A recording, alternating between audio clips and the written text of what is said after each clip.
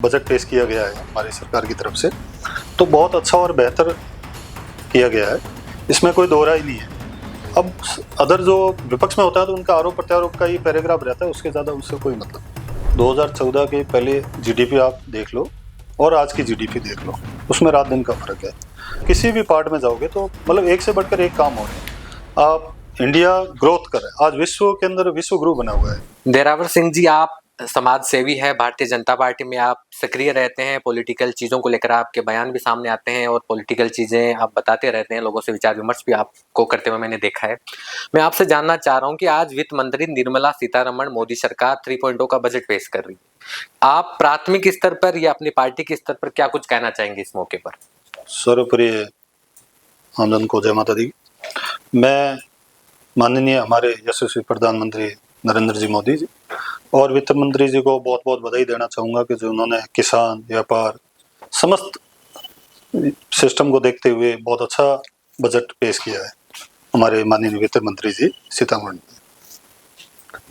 अब इस मतलब मैं आपसे ये जानना चाह रहा हूँ कि ये बजट मध्यम वर्ग के लिए कितना फायदेमंद है, क्योंकि विपक्षी पार्टियों के नेताओं का कहना है कि ये लुभावनी चीजें हैं, लुभावने वाला काम किया जा रहा है। क्या लगता है आपको? देखो, विपक्ष का काम यही होता है कि वो आरोप प्रत्यारोप करना। वैसे हमारे भारत में डबल इंजन सरकार है, राजस्थान में और सेंटर में। माननीय नरेंद्र मोदी जी के नेतृत्व में आम जन के लिए जो इतिहास में 70 साल में जो भी 3 टाइम जो अभी बजट पेश किया गया है हमारी सरकार की तरफ से, तो बहुत अच्छा और बेहतर किया गया है, इसमें कोई दो राय नहीं है। अब अदर जो विपक्ष में होता है तो उनका आरोप प्रत्यारोप का ही पैराग्राफ रहता है, उसके ज़्यादा उससे कोई मतलब नहीं। सर, देश में 2014 से लगातार भारतीय जनता पार्टी की सरकार है, तो भारतीय जनता पार्टी 2014 से लगातार बजट पेश कर रही है, लेकिन कांग्रेस के नेताओं को लगता है कि बजट में किसानों, मजदूरों और गरीबों के लिए पर्याप्त प्रावधान नहीं किए जा रहे। आपको क्या लगता है, क्या ये व्यापारियों के लिए या मध्यम वर्गीय लोगों के लिए राहत है इस बजट में? देखो, किसानों के लिए केसीसी एक बड़ा पार्ट होता है। आम किसान के लिए जो 3 लाख का पैराग्राफ पहले चल रहा था, वो आज 5 लाख रुपए माननीय मोदी सरकार के अंडर में हुआ है। और भी जैसे आपके इनकम टैक्स स्लैब है, पहले 6 लाख था, तो आज 10 लाख के अंदर उनका कोई भी इनकम टैक्स नहीं लगेगा, और 10, 12 से 16 लाख का ये पैराग्राफ और अदर दिए। तो कई सारे ऐसे पैराग्राफ दिए हैं, तो उसमें कोई कहने वाली बात नहीं है कि आम जन, गरीब या किसान या व्यापारी, सबके लिए बेहतर से बेहतर किया है। बहुत ही अच्छा बजट पेश किया है, इसमें कोई दो राय नहीं। सर, बजट के साथ में मैं आपसे बात करना चाहूंगा, भारतीय जनता पार्टी में नेता के रूप में बात कर लीजिए या कार्यकर्ता के रूप में बात कर लीजिए, जुड़े हैं, तो मैं आपसे ये जानना चाह रहा हूँ कि इन दिनों एक विवाद चल रहा है, स्कूलों में सूर्य नमस्कार को लेकर विवाद चल रहा है। मुस्लिम समुदाय का भी आरोप है कि ये नहीं होना चाहिए, ऐसा नहीं होना चाहिए। आपको क्या लगता है? देखो, सूर्य नमस्कार कोई ऐसा पैराग्राफ नहीं है कि किसी समाज के अधिकार में आता है, और सूर्य नमस्कार करना एक योगा का पार्ट है, और उसमें मुझे नहीं लगता है किसी को भी ये चीज़ करनी चाहिए। और अच्छा है, सूर्य नमस्कार एक व्यायाम है, और पैराग्राफ में ऐसा कोई वो नहीं है। सर, मैं आपसे जानना चाहूंगा कि भारतीय जनता पार्टी 2047 तक विश्व की तीसरी सबसे बड़ी अर्थव्यवस्था बनाने के दावे कर रही है, कह रही है। वही कांग्रेस के नेता या देश की अर्थव्यवस्था को लेकर सवाल उठाते रहते हैं। उनका कहना है कि देश की अर्थव्यवस्था की स्थिति कुछ खास नहीं है, बेहद खराब। आपको क्या लगता है, भारतीय जनता पार्टी के जो दावे हैं उनको आप कहाँ तक सटीक और सही मान रहे हैं? देखो, 2014 के पहले जीडीपी आप देख लो और आज की जीडीपी देख लो, उसमें रात दिन का फर्क है।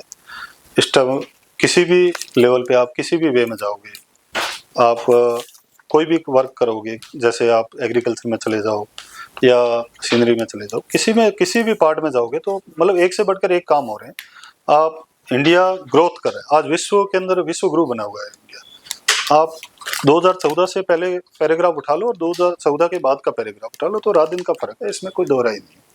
सर, केंद्र सरकार द्वारा 12 लाख तक की आय पर कर की छूट की घोषणा को आप व्यक्तिगत स्तर पर या आम आदमी के नजरिए से कैसे देखते हैं? क्या कुछ कहना चाहेंगे इसको लेकर? बहुत ही अच्छा, बहुत ही बेहतर। माननीय, मैंने आपको पहले भी बताया, हमारे यशस्वी माननीय प्रधानमंत्री जी नरेंद्र जी मोदी जी के जो 3 टर्म वाला जो अभी पैराग्राफ चल रहा है, उसके अंदर 12 लाख वाले और कई सारी आज के जो आज का जो पैराग्राफ है, बहुत सारी कई सारी योजनाएं ऐसी हैं कि आम जन को एक से एक बढ़कर फायदा मिलने वाला है, इसमें कोई दो राय नहीं है। सर, इस बार पर्ची से नहीं, मोबाइल पर मैसेज आया कि जैसलमेर में भाजपा का जो जिलाध्यक्ष बनाया जाएगा, दलपत जी हिंगड़ा को जिलाध्यक्ष बनाया गया। मैं आपसे जानना चाह रहा हूँ कि जैसलमेर में सामान्य वर्ग वोटर्स भी काफी संख्या ज्यादा है, क्या इस बार सामान्य वर्ग को छोड़कर एक ऐसी समुदाय के जिलाध्यक्ष बनाया गया? आपको क्या लगता है, सामान्य वर्ग पर कुठाराघात किया गया है या कांग्रेस के जो वोट बैंक है उसमें सेंध करने के लिए इनको जिलाध्यक्ष बनाया गया है, या क्या लगता है आपको? देखो, मैं सबसे पहले तो हमारे माननीय अध्यक्ष जी दलपत जी हिंगड़ा को बहुत बहुत बधाई और शुभकामनाएं देना चाहूँगा जो जिलाध्यक्ष जी बने। और दूसरी बात है, बीजेपी ऐसी एक पार्टी है जो आम कार्यकर्ता को मौका देती है, इसमें किसी कौम या किसी समुदाय या किसी वे का कोई सिस्टम नहीं है। जो सब कार्यकर्ता है, उसमें मैं भी हूँ, हमारे और भी कार्यकर्ता हैं। यदि किसी कौम की पार्टी होती है तो फिर वो पैराग्राफ अलग हो जाता है। ये बीजेपी 3600 कौम की एक पार्टी है, इसमें कोई भी कार्यकर्ता, हमारे राजस्थान का जैसे मुख्यमंत्री जी बने भजन लाल जी शर्मा, हमारे अध्यक्ष जी बने दलपत जी हिंगड़ा, कई सारे उदाहरण आप देख सकते हो।